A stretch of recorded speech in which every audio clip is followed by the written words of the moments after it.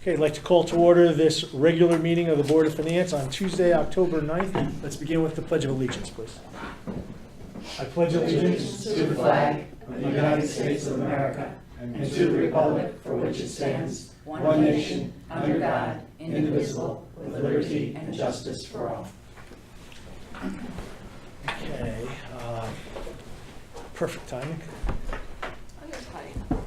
Any public comments? No. Any correspondence? No. No? Okay.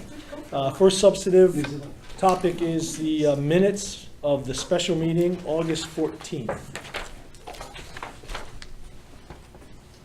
Has everybody had a chance to read them?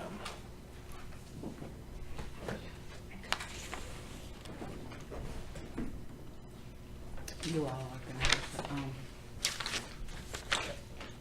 You will abstain. Oh, you were there. Okay, I'll entertain a motion to accept the minutes as submitted. Second? Oh, I'm so moved. Do we have a second? I'll second, that's fine. Okay. All those in favor? Aye. Those against? Okay. I abstained because I wasn't here, right? and myself as well.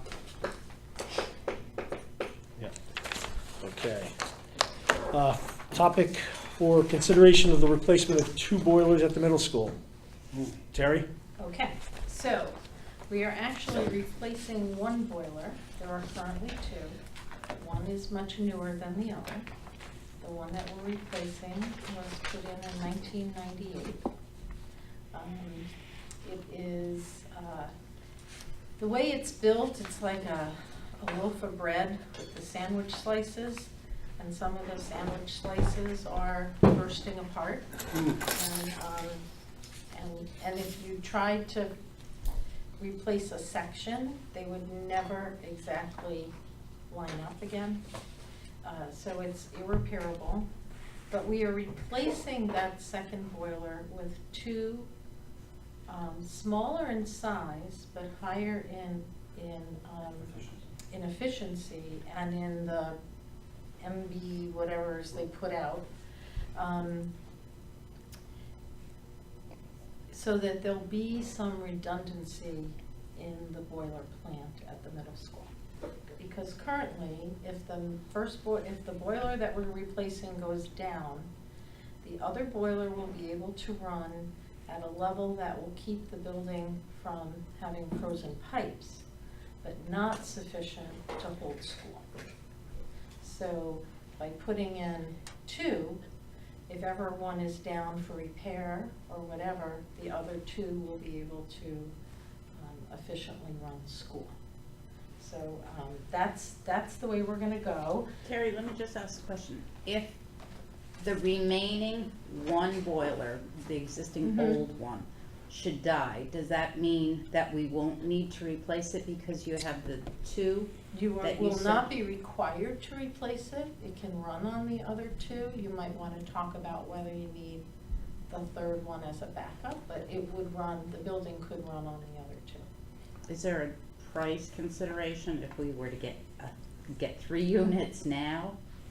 The area, the square footage of the boiler room is small, and Mhm. so I think getting the 2 in there is. And does Dean think the health of the existing other one? The other one was replaced not so long ago. It might have been like 2012 or something, so it's not, It's not a 2010, perfect, right. 2012, it's not that old, Okay. okay? We went to the Board of Ed on Thursday night, and they forwarded on with approval. We went to the Board of Selectmen today, and because it's an emergency, even though Connecticut Combustion is a state DAS-approved vendor, we did have them do a good waiver. So that's all in place. The funding for this is to come out of our unexpended funds account. For those of you not familiar with that, it was put in place, maybe about 5 years ago. It's allows the Board of Ed to take unexpended funds at the end of the year and place them into this account so they don't poof, go away like Cinderella at midnight on June 30th, but they're able to continue and be used for Board of Ed purposes. We are not allowed to put more than 1% of our budget in a year. Now, we have never had that much remaining. And the balance in the account is not to exceed 2% of our budget at any point in time. We currently have over 500,000, like 576? 576, yeah. 576 in there. The cost of these two boilers will not exceed 230,000. That's the installed cost, or? Yes. And we plan to use the unexpended funds account to do that, which still leaves us sufficient balance if we had another emergency or a special education situation. This fund was established so that in years when the Board of Education had either an emergency or like an opportunity, so if we had an opportunity because the state had put out, say, a matching grant, then we would have, say, 100,000 to put up and make the 100,000 from the state, equal and have the opportunity to do things like that. So that's how we're going to move forward. Now, speaking with the town attorney, this board doesn't need to approve it. It's just that the unexpended funds account was put together in cooperation with the Board of Finance, and you approved its existence. And so we did feel we needed to come down and talk about it because it is a big expenditure that we're taking out of that fund. And each November, I'm supposed to bring you what we've done with the fund, but since it was large, we wanted to give you some upfront notice of this. The bigger picture is there are some other issues in the district that have to do with friends of this boiler. Cousins. At the middle school, the chiller is also on its last leg. The chiller provides all of the cooling, air conditioning to the middle school, and it's on its last leg. We've been told that to replace that would not exceed 400,000. And then last year, that in the long-term capital plan, the boiler plant at the high school, which is more like circa 1970s, which we estimated very ballpark would be about $1 million to replace the entire plant. That was put on the long-term capital plan. And we had some work done on them last year, rescued one of the three. Don't know how many more years we could get out of it though. So just a preview, we will talk about that again when we look at the long-term cap plan this coming year in the budget process.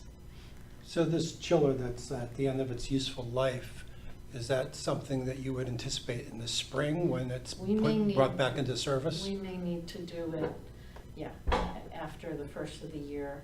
We're trying to get a better handle on whether we would get through the next cooling season or not, but wanted to make you aware that it's on the radar right now. And I don't have enough money in the unexpended funds to cover that completely and not leave something in case something else came up. So, but this we can do comfortably, and it is an emergency, and if we, I plan to accept the purchase order tomorrow, and then it'll take 45 days to have it installed and producing heat. So that would be around December 1st. And then to finish up the project would probably take them another 30 days, they said. But we will need to have it done before we get into any deep freeze. So that's why we took the route that we're taking. So Terry, was there some catastrophic event or some issue that created this emergency after you know, the springtime? I mean, You what know, I'm happened? gonna tell you that I don't know that we've had the best handle on all of our HVAC units, rooftop units. You know, we've kind of put Band-Aids on things for a long time. And you've heard us speak of Peregrine before. They worked on the Amoresco project, and we had hired Peregrine to come in and give us sort of an overview of where our problems are. And it was listed as a problem, but we didn't know how deeply it was. And then we've been going through the recommissioning process, and you folks did put money in now to do the high school. So we had enough money that we did Berry, and then we moved on to middle, and now they're also working on the high school. But they're, you know, they're really climbing in and out of all our equipment, because I really think we have to get a handle on where we stand with everything, and so that we can have a plan. So I did read some of those reports. What's the difference between Peregrine and Connecticut Combustion? Like, Okay, how do they- Peregrine is a consulting firm. Connecticut Combustion actually will pull the boiler and install the boiler. And they can do design also. But we wanted an outside consulting firm to look at this, and not somebody that we rely on for break fix. Because we really wanted a completely third party, sort of a separation look at all our equipment, and not somebody that would come in and say, well, of course you need this because that's what I sell. So that's what we've had Peregrine doing. So they've pretty much wrapped up Berry. Not to say everything's perfect there, but things are certainly running a lot better. Recommissioning means that you bring all of your systems back to the point that they are running as they were originally specified to do. And so to get it there, we've been incurring a lot of repairs along the way, replacement parts, things like that. But Berry has been running. You know, we were at a point where every week I was getting calls from something was down in some schools. So Berry seems to be moving along much better, and they've been really looking at the middle school, but the middle school, you know, things are all about 25 years old at the middle school. And this is Peregrine, you said? Peregrine is, yeah, going through that, and now they've started looking at our high school equipment too. The issue more with the middle school was built in, it's about 25 years old or so. I think it was built in 90, 91, something like that. That's about right, because So we moved 91, here. I think. 91 it opened. So, The high school, the problem with a lot of our existing equipment is that when it was renovated, anything that existed wasn't replaced, only in the new areas that were the additions to the high school, there was new equipment put in. But because it was a renovate and not a renovate to new, there was no requirement to replace all the existing equipment. So we're muddling through that. But and Berry was renovate to new, so our equipment there is in better shape. So that's the process we're going through. So I think we really have to have a handle in order to inform you folks as to what's on the horizon. So did I hear you say you don't need our permission?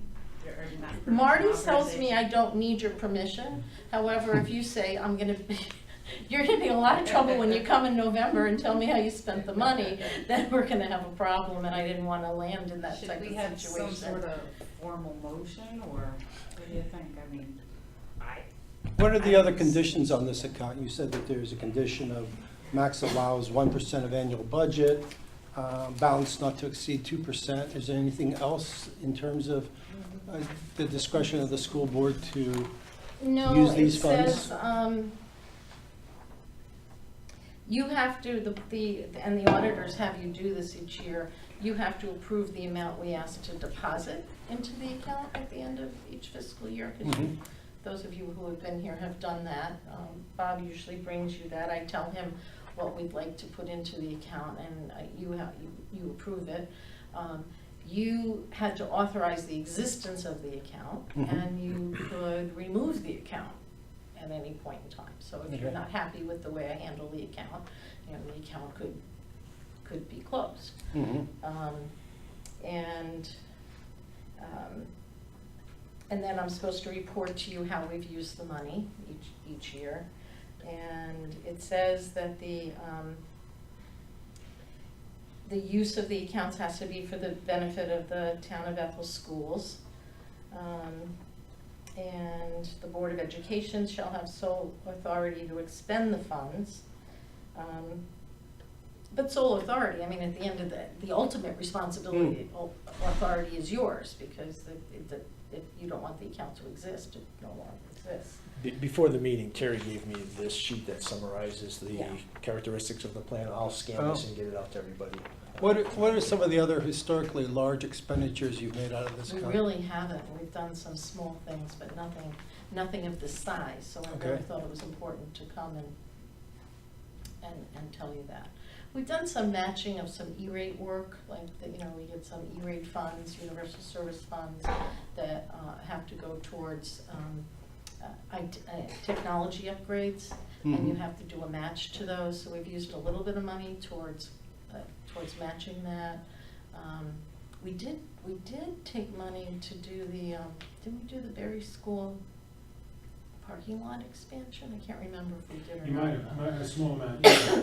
I might have taken a little bit out The of IT was about 50,000-60,000, I think. Yeah, It was during the summertime. yeah, You had that small window to get the matching funds. right. But nothing that was, Mhm. you know, 230,000, so that's where we are. Terry, kind of coming first to the immediate matter, are you comfortable with the bid waiver? Right, as finance people, you hear bid waiver and kind of have a bad reaction to it. I think you should only, and believe me, I've been doing more RFPs and RFQs in the last year and a half between the projects, you know, for the renovations, and I just finished a big copier one. And I don't shy away from them. The only reason we came forward with the bid waiver is we have to have this in by the time a cold snap comes. Sure, And so I really can't lose, you know, 30 to 40 days. understood. What is the safeguard that Combustion Corporation is giving a reasonable or fair fee? They have been the vendor of choice here They in do all the Bethel. servicing of all the equipment and facilities here. And they've installed pretty much all the boilers Yes, here and also at the schools. I mean, they are the vendor of choice, and, you know, being the one that's gonna be servicing the equipment, I mean, we would want them to install it because they know the equipment going in.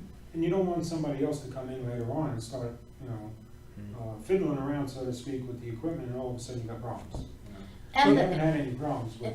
and I was the- comfortable because they are on the state list as a vetted and a state bid vendor. And So historically, they've been competitive. Historically, they've been competitive. What was the cost of the boiler we did in, 2012? I don't remember. I think the town handled that, I didn't handle that. Johnson or, I think it was a Johnson boiler that we replaced probably around 2010, it was around the same price, 230. So the other middle school boiler that was replaced more recently was 230 as well? I don't know the amount that one was. Because I will tell you that I did hear, and this is not reliable in any way, that it was closer to $30,000 or $40,000. So we should know to dispel that rumor. Okay. Because that's Okay. a bad rumor. And Terry, again, getting back to kind of the bid waiver point, it sounds like we will have this review of all the facilities and, Mhm. but what will we do in the meantime to kind of, do you plan on doing anything in the meantime to be better prepared if an emergency happens? Is it a possibility to have two firms on a kind of quick turnaround list to give some, some certainty or comfort that you're getting a fair bid? You know, something that Bethel's charter doesn't really allow for, but we've still had to get the bid waivers anyway, is if you use a US Communities or TIPS or NJPA. Those are companies that pre-bid and vet folks nationally to use as vendors. We used an NJPA to end up with Robert Lord to replace the chairs in the auditorium at the high school. But it still required a bid waiver, because you can't, like a lot of towns will just use those organizations because all the bid documents, everything Sure. is on file. Yeah, I learned somewhat the hard way, the difference between an estimate and a bid. Obviously, the bid is subject perhaps to an RFP, but an estimate is kind of the purpose, it has the purpose of giving a presentation to the Board of Finance, so we know in those instances kind of what we give an approval up to. I'm just curious, again, when I hear bid waiver, it just doesn't sound like the soundest financial practice. Now, No, again, it could have and been that. And I agree, it's not, and so that's why landing in these emergency situations is not the best in a municipal setting, because the best way you can guarantee that you're getting a good price is to go out to bid. Okay, and presumably then, what I think we're hearing you say is we're going to try to do a more in-depth review as to our long-term capital needs. So that we're more prepared and we get ahead of these things Fair and they enough. don't end up being emergencies. Okay, and how does that, Bob, kind of layer into the town's broader capital plan? Do we coordinate, is that coordinated with Terry? Oh, sure. Oh, yeah, it's Terry one. gives me their capital plan in November. Now, I'm just looking at this, there's, at least as of the April 17th, 2018 version, there's really nothing of substance in the, Well, we've got the $1 million in there for the out years. yeah, 21, 22. Yeah. So there's no plans for capital needs in the next 2 fiscal years. Correct. Well, we Right haven't now. got a current Me too. one, which Peregrine is going through their Yeah. review right now, so you may wind up with some Okay. additional items on Right. that plan. Right. Okay. Or for the plan for 1920. Okay. I think that's the long-term takeaway, right, is that we like to, as much as we can, as a board, start to prepare to put money away for Correct. items like this. Correct.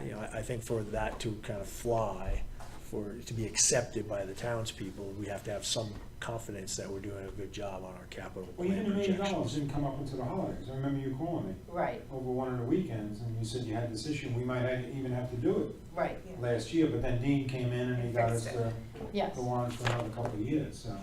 yes. Johnson, was in 2010, the boiler, and that was 215,000. 15? 215. All right. Yeah, I think Was that Johnson? Yeah, you're probably right. I mean, I know you are. It's a different type of boiler, correct? Yeah, And we're actually getting 2 boilers. Right. this is 2 and that was 2. And what's the difference between them? Is one oil versus gas, or is that the difference? One is dual fuel. Boiler number 1 is dual fuel. Mhm. They both are right now. We're replacing boiler number 2 with a high efficiency natural gas. You probably It'll explained be with gas 2 and- units. Yes, with 2 You already units, explained but that. they are gonna be gas-fired. Correct, units. just gas. Which is cleaner and lasts longer, like the Correct. equipment lasts Yes. longer, Correct. correct? And Is what's, it so what's the still life cheaper, expectancy? Hmm? Gas, is gas still cheap? Yes. Still? The life expectancy, is it in the report? I thought he said 20, 25 years. I have to get you the correct area. That's okay, I mean, Yeah. I think I read that too, but. Yeah. Okay. So something else to think about in our long-term capital plan.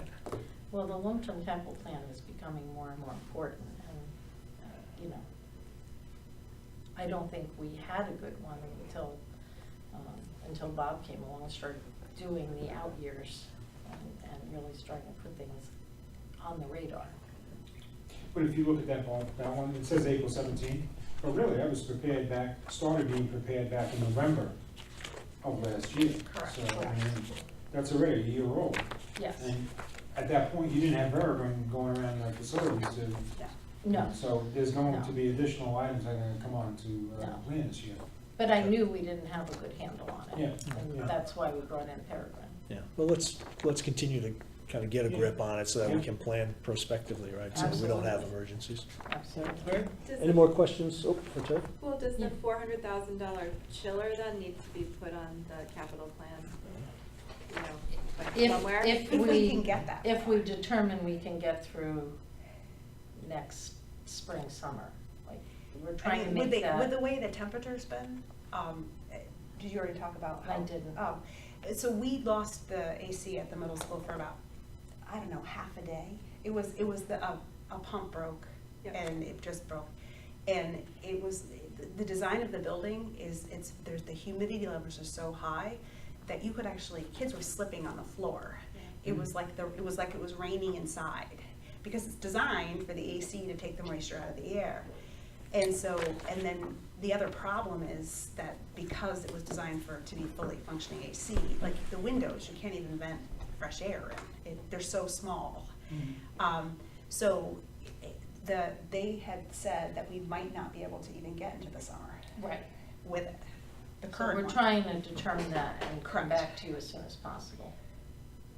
What kind of replacement time would that be? Similar to this, like, you know, a month and a half kind of? Well, thing? I think we need an answer. Correct. By the first of the year, so that, you know, we have time to bid and Do all all that that kind of thing, if it's that much of an emergency, but we'd have enough time And I to know do it. one of the issues is that the current chiller is actually, the chiller plant is outside. This new chiller will actually be inside. Yes, Um, they're designed very They're differently. very differently designed, and I think that was part of the problem. just As being far as outside. the longevity goes? Yes, from what Kai told us, who's the engineer from Peregrine. How old is the old chiller? It's like, original to that's the school. original to the school. 98? Oh, gotcha. I think it's 91. So it Oh, had, it had okay. a run. It did have a good run. Mhm. Guess. And the boiler plant They're gonna say at they're the the middle best. school has sort of a storied past. It does. It first was built with Residential. residential, a whole bunch Which of one is this? The middle the school. middle school. There was like Yes. 12 residential Boilers. boilers. This is explained to us, that that's how it started.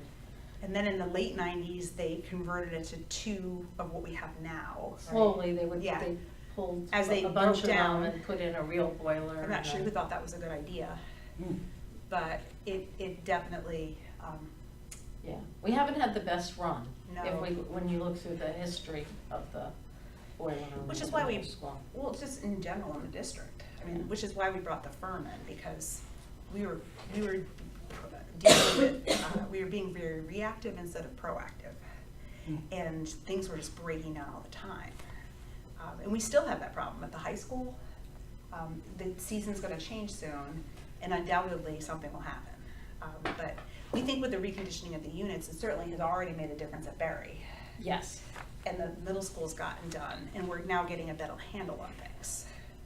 So, yes. but the high school boilers are original to the building, 1971.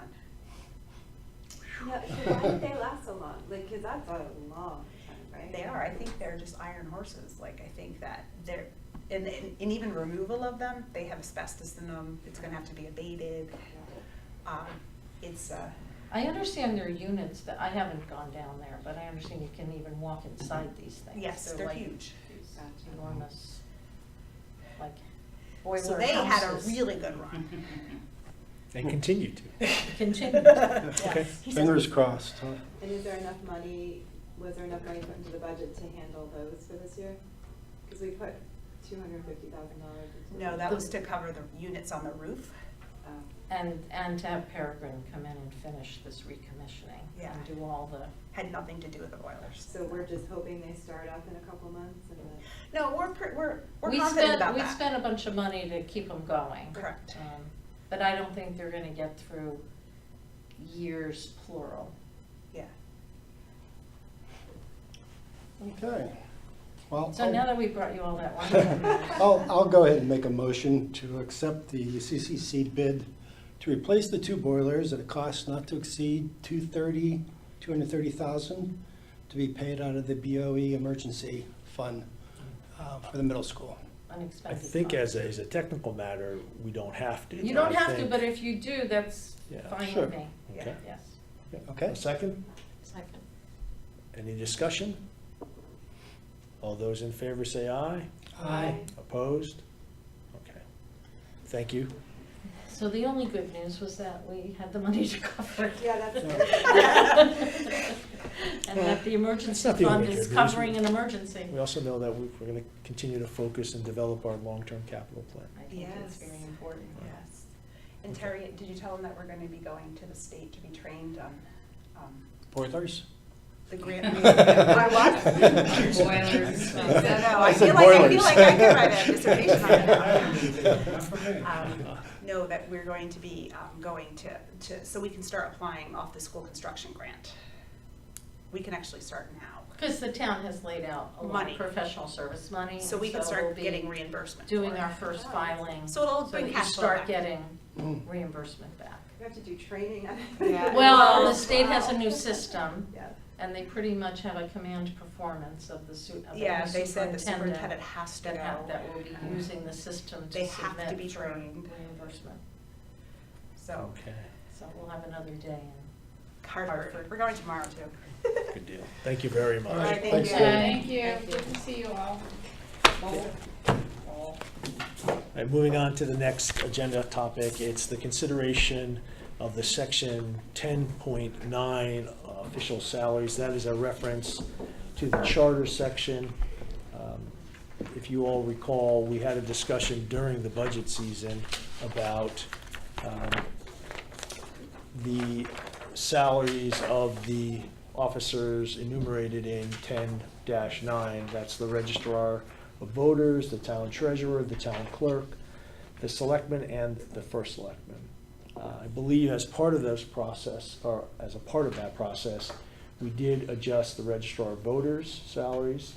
I believe the town treasurer, the town clerk has received an adjustment recently. There was a concern that raised them that the first selectman salary is not competitive in the marketplace. We wanted to come back to review that level of salary to make sure that as many folks as possible would be interested in running for first selectman, based on salary that is competitive. Bob has handed out a salary survey of the first selectman positions in the region. Bob, do you want to go through this? Well, yeah, CCM does surveys every year on all the different categories, and we pulled this one down on the first selectman.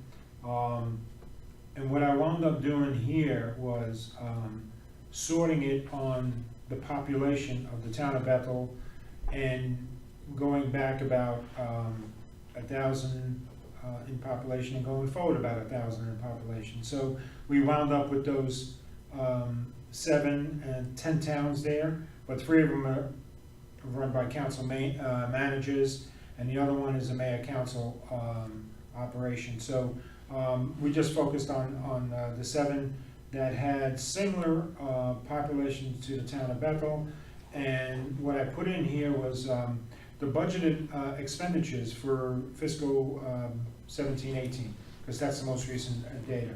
So you can look at what their first selectman salary is $136,000, their budget is $122 million, and so forth. With the town of Bethel, the salary is $84,718, and our budget is, for that particular year, $72,966,000. And there seems to be a disparity between the amount of salaries amongst the different towns that we're looking at here, but you also got to remember that the first selectman also is responsible for a public utility commission, which has sewer and water, and some of these other towns, like Monroe, does not have that. I'm not sure about the others, but I talked to Phyllis about that, HR director, and she said there wasn't anything there. I know New Fairfield's not on here. Their salary's a little bit lower, but there too, there's no Public Utility Commission up there. So, I mean, that's the background on this. I can give you all the towns if you want.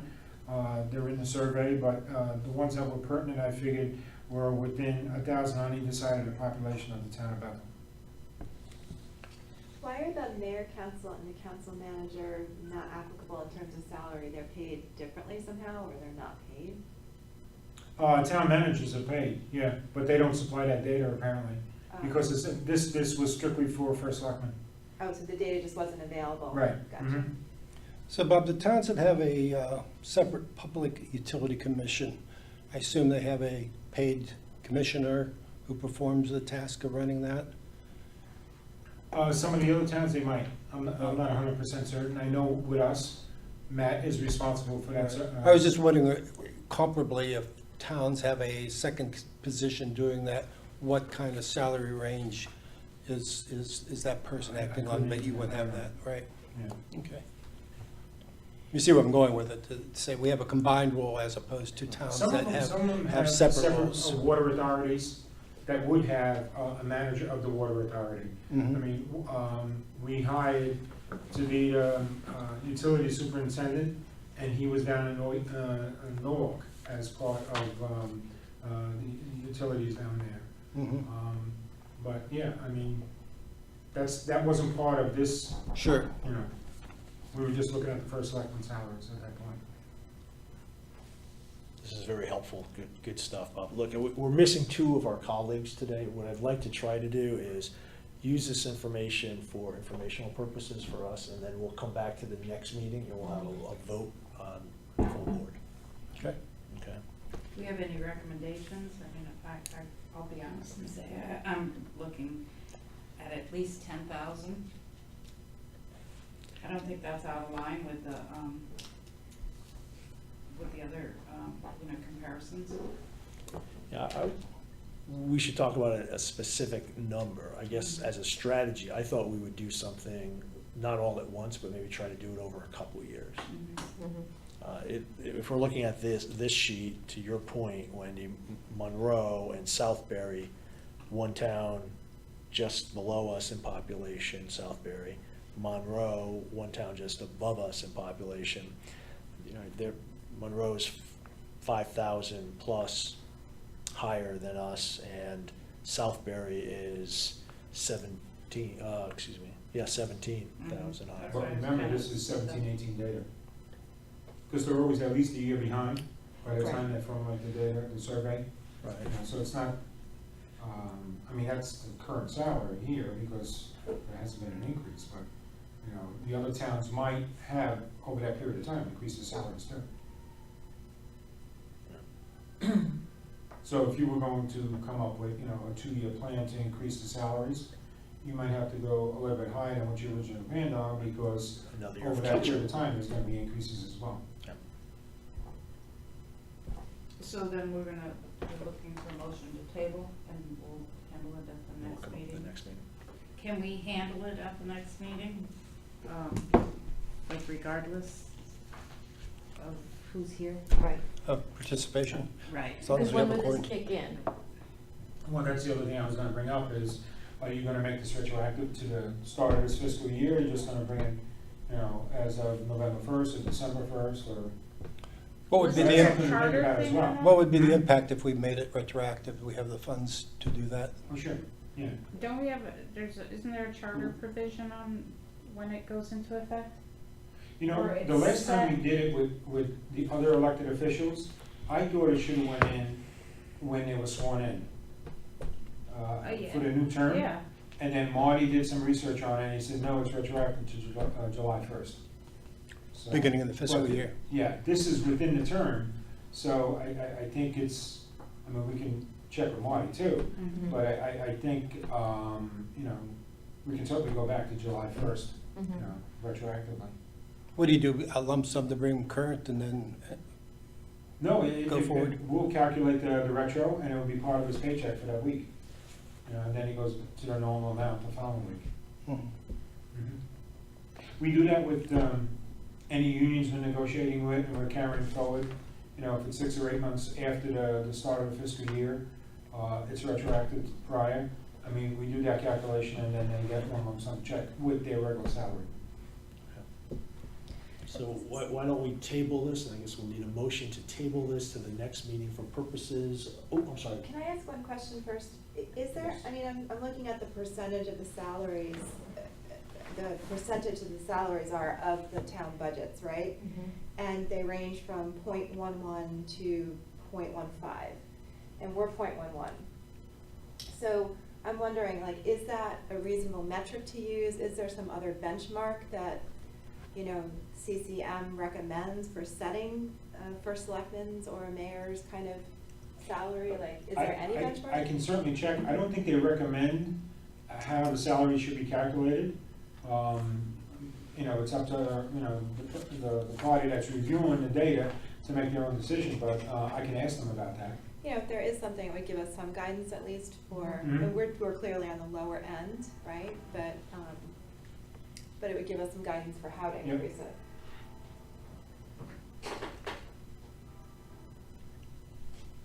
Any more discussion? So I guess we'll, I do have a question. When's the last time there was an adjustment to the first selectment? last year, A couple of years ago, I would say. 2 years ago? At least two, yeah. Yeah. to the first selectman? Yes. And the selectmen themselves, The that's selectmen been haven't had years an and increase years and in years. a long time. Mhm. The last increase that was made on that level was to the treasurer's salary. And he went from 4,500 to 5,500. And I thought at that time, they really should have raised the selectmen to the 5,500 as well, because they were moved ahead of the treasurer at one point from 40, everybody was at 4,500. When I was treasurer, it was $4,500.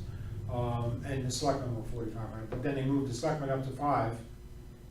And probably four years ago or so, they moved the treasurer up to 5,500, and they never moved the selectmen again. So I think at the very least, they should, because they're just as much, you know, they're responsible for not only the selectmen meetings, but they're also going to the PUC meetings, and there's other things that they're doing during the course of the month.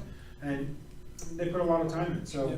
I mean, to give them an additional raise of $500 a year, I think would be fine. Is there any comparable information for the selectmen? Probably could look at it. Bob had asked me to look for this, so that's all I look for, you know. Okay. Yeah, I think that would be helpful, that if there's similar market-based data for selectmen, or select person Yeah. positions. Mhm. If we're going to include them in, which I think would be appropriate to do so, it would be nice to have some statistical background to it. Okay. Thank you. Yep. Stonington pays their second selectman and third selectman $13,222. It Each? just so happened I was looking at the 2019 budget, so some of the towns gave the first selectman change. And they're at 0.13% of the budget for their first selectmen, so they're like right in the middle. Wow, that's a big difference. Yeah, that's a big difference.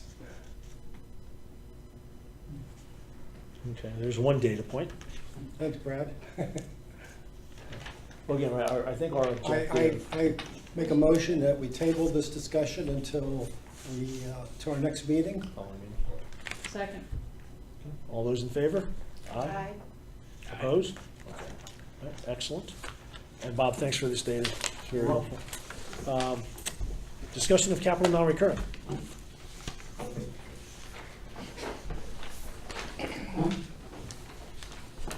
Just giving you an update of the last couple of years of what's been approved for the capital non-recurring projects and what's been spent on. Thanks, Brad.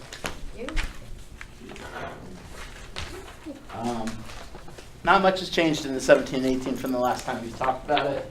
2019, at your August meeting, which was your last meeting, you approved 6 items, none of which have been done yet, but hopefully they're all in the works because they know that money was approved.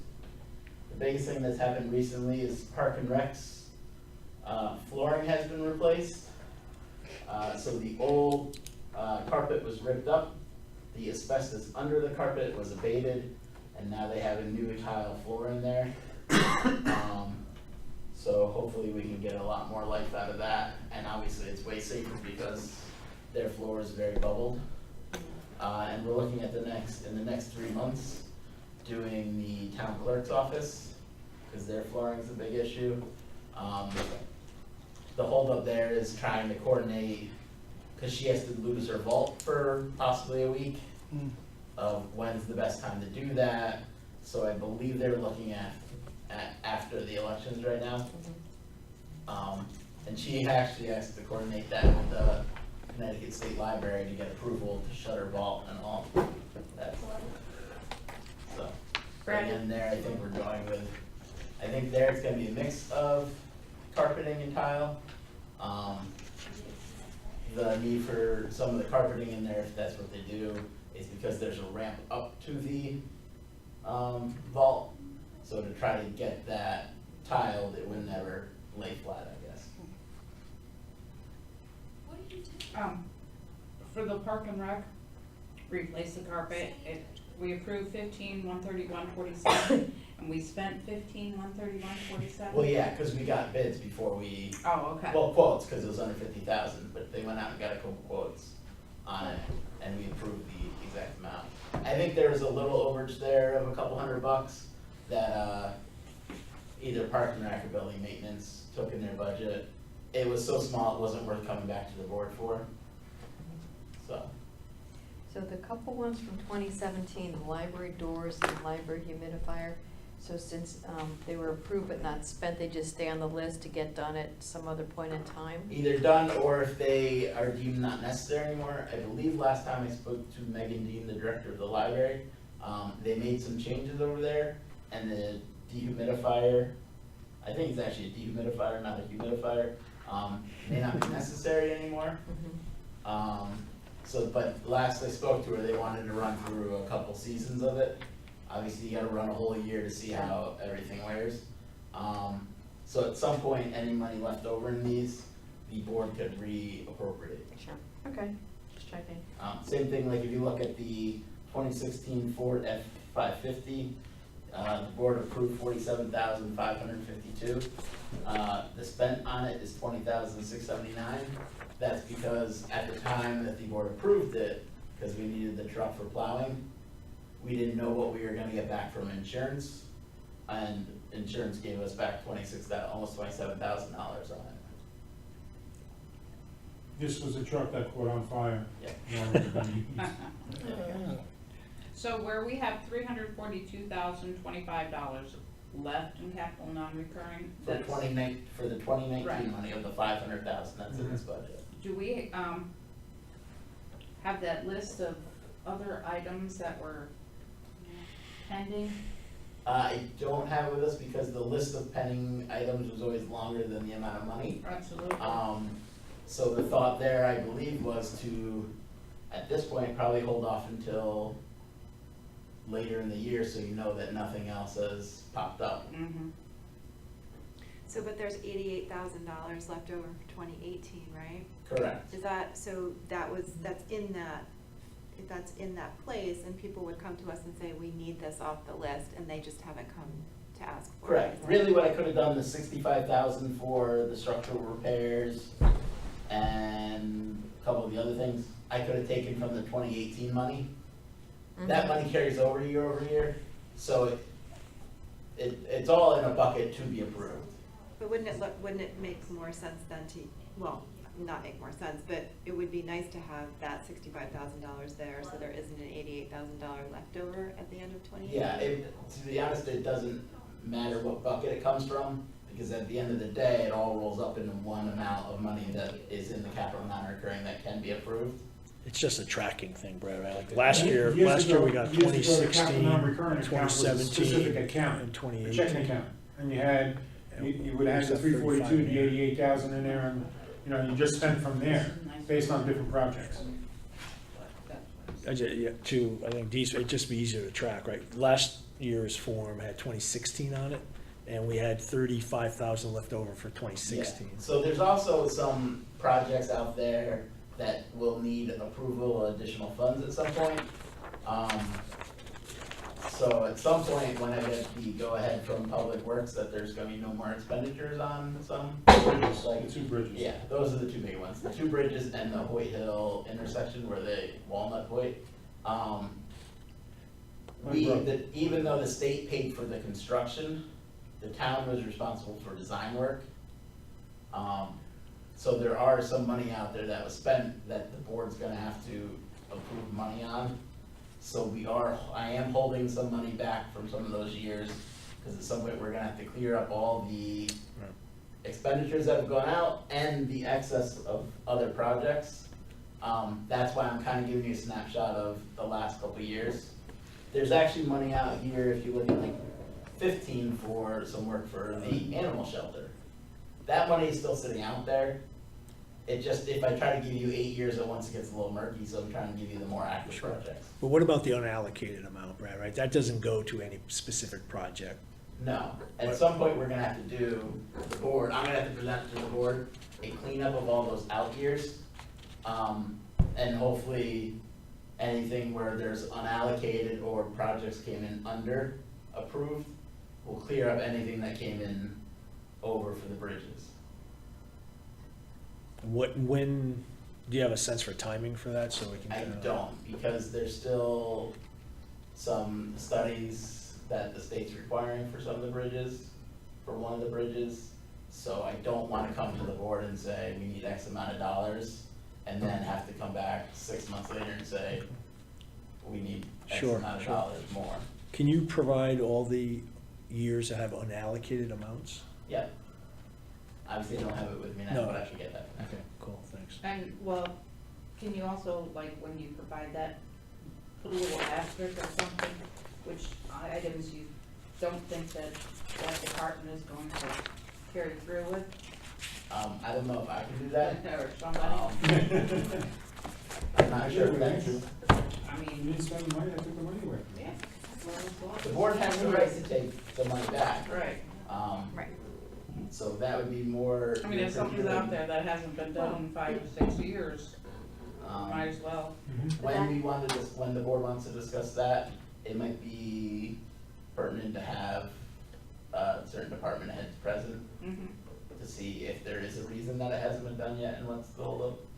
I know there's been some money approved for stuff that was deemed not enough money. Right. So they're using some of that money to go out and engineer the project and hopefully bid it and bring a real dollar amount of what they need.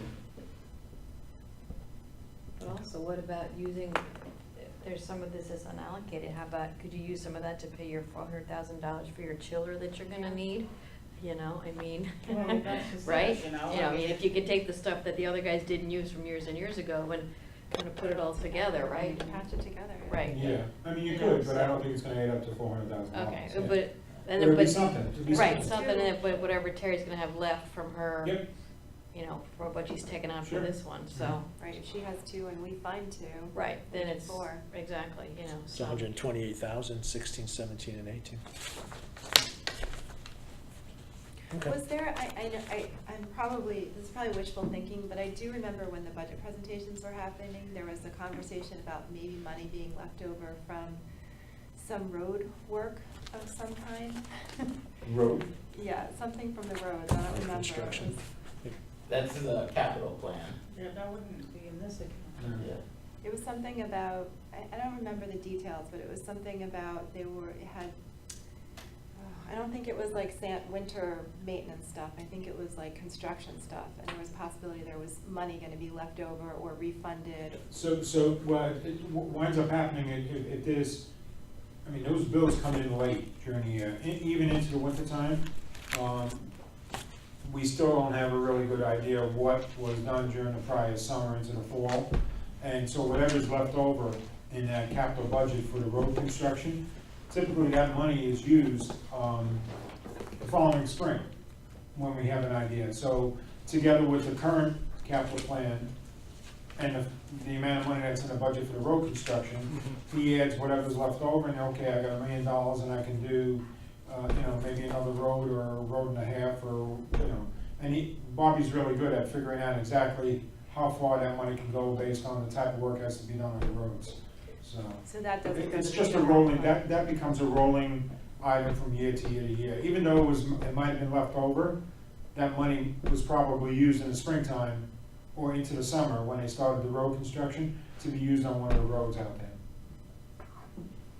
I suspect we're gonna have another discussion like we've had each of the past 3 years I've been on the board, right, where somebody talks to Bob about, did he spend all, what was it, 700,000 in the budget? And we'll reconcile what was in prior year's budgets, this year's budgets, and I mean, yeah, I mean, he may not wind up using the full 700,000 that year, but if it's in the operating budget, that goes to the fund balance, whatever's left, unless he encumbers, he knows exactly he needs 50 or 75,000 for a specific road. When it's in the capital budget, that's a different story, and he can carry that from year to year. do we have much in the capital?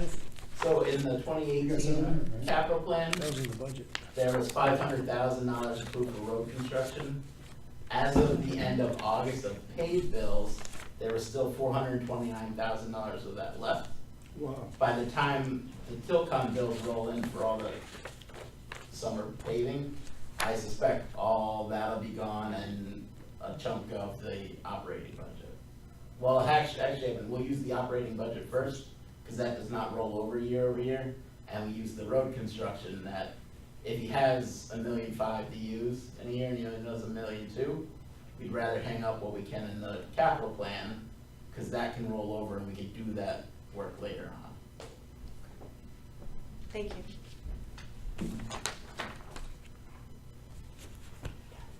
Anything else on capital non-recurring? Last item, comptroller's First item report? is controller's report. This is a snapshot of the first 3 months of the year. Nothing really exciting, but on the first page, you can see that the intergovernmental revenues for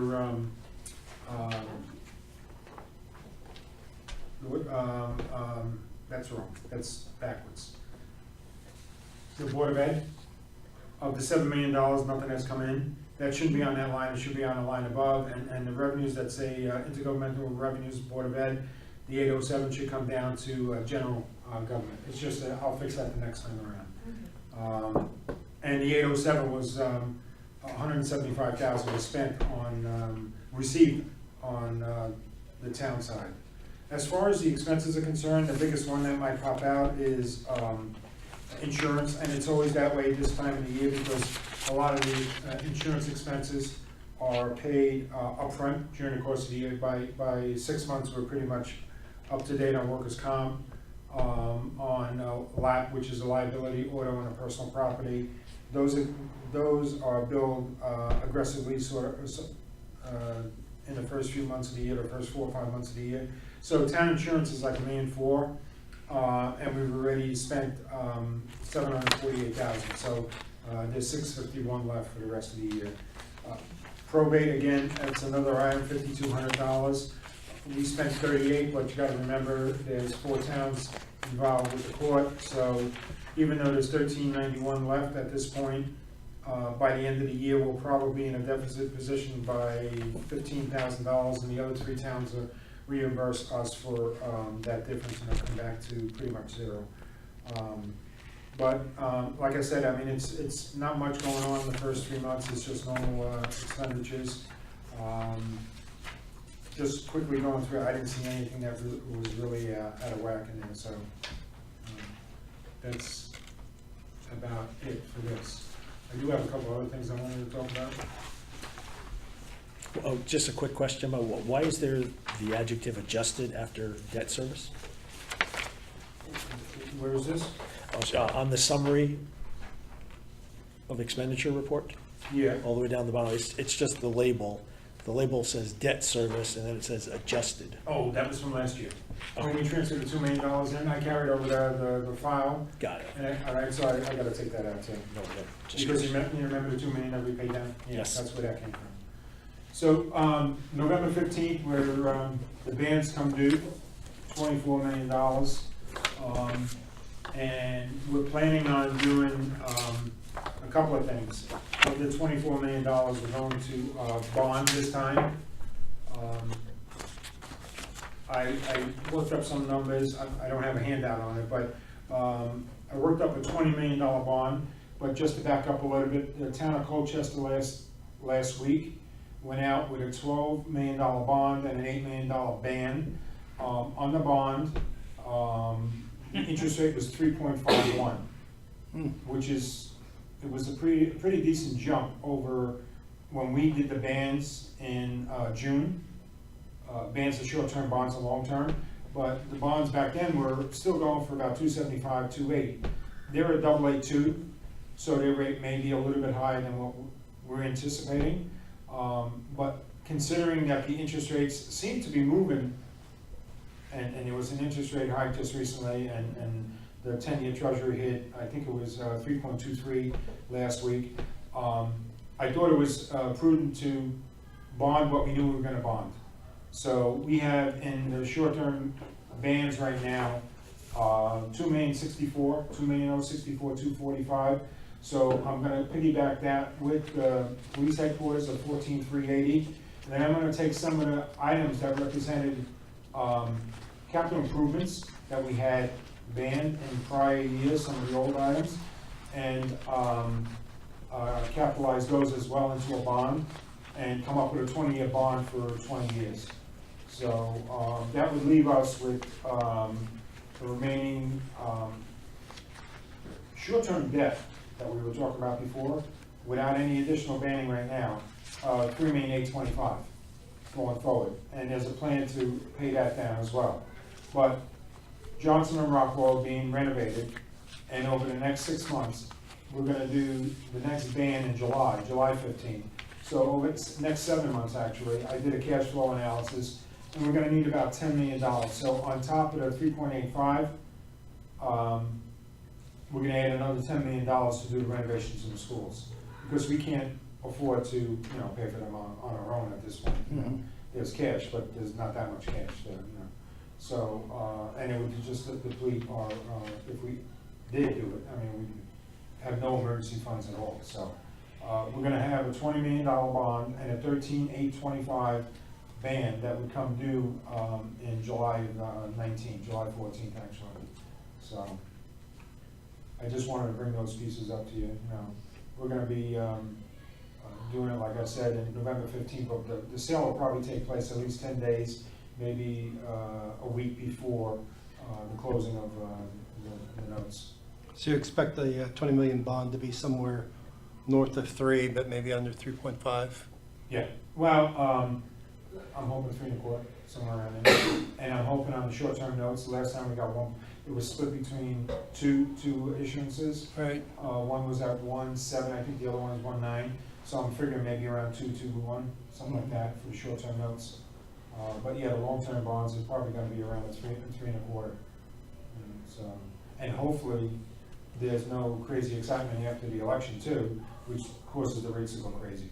You always worry about that, and that's what I was thinking about too. The rate's gonna go to 4%. I don't know. They haven't settled down since the 3.51 with Colchester, so it looks like they may be staying at that level right now. And the Feds want to increase the rates again, so,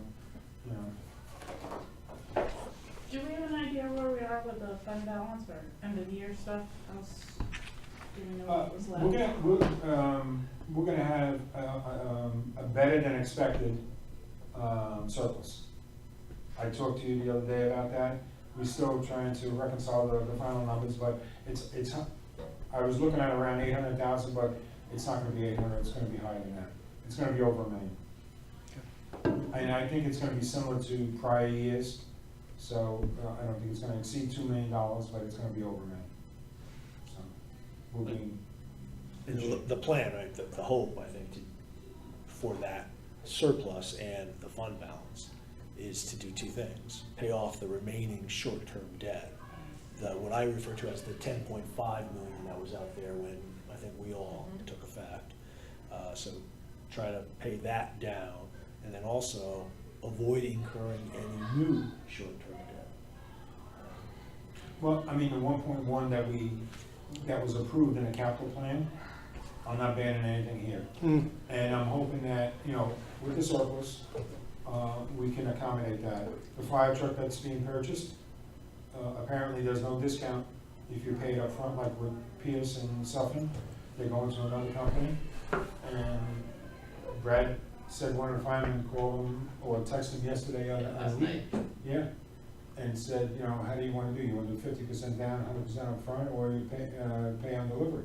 Well, if you're not gonna give us a break, Yeah, then what's the point? I think there's still, you might have to do like 20% down. Some good faith. 'Cause- Yeah, because they're gonna build a $600,000 fire truck. Then we'll do the coupon. But- and And when, to your point, right, the fund balance is really a requirement of the rating agencies. Oh, And absolutely. seeing that we're going into a period of raising a Yes. significant amount of debt, we wanna make sure that we're getting the most cost-efficient debt that we can. Oh, without a doubt.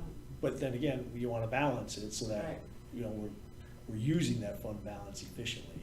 So we Well, don't want it to remember, be I any mean, we're more borrowing than what the an rating additional agencies. 10 million, but that 10 million is gonna be bonded Yeah. in a year or 2 years, once the school renovations are completed. So right now, we're really at 3.8 million short-term debt after November 15th.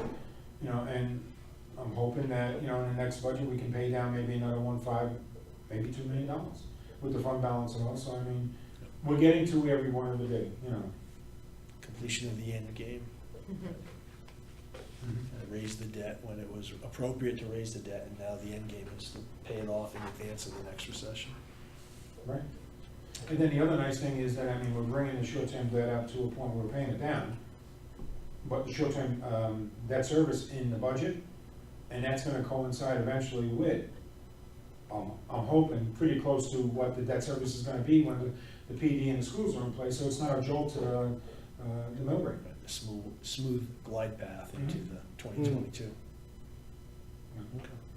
So, that's all I got. Good stuff. Any additional questions for Bob or Brad? Okay. Hearing or having no other business on the agenda, entertain a motion I will to make a adjourn. motion to adjourn tonight's meeting at, whatever, 8. Second. One second. All right. All those in favor? Aye. We are adjourned. Right. Pretty good stuff. Thank you. I love it.